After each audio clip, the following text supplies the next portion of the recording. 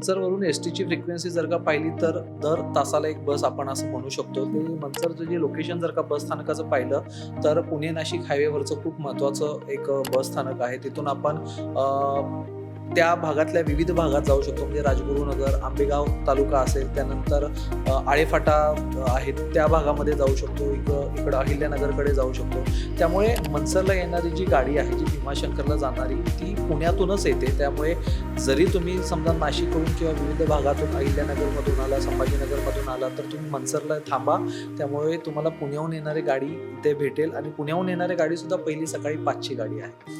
त्यामुळे 5ची गाडी ही ऑलमोस्ट 2 तासांनी म्हणजे 7 वाजता येते आणि त्यानंतर दर तासाला म्हणजे संध्याकाळी 5 वाजेपर्यंत तुम्हाला भीमाशंकरसाठी तुम्हाला वरती जाण्यासाठी गाडी उपलब्ध होऊ शकते.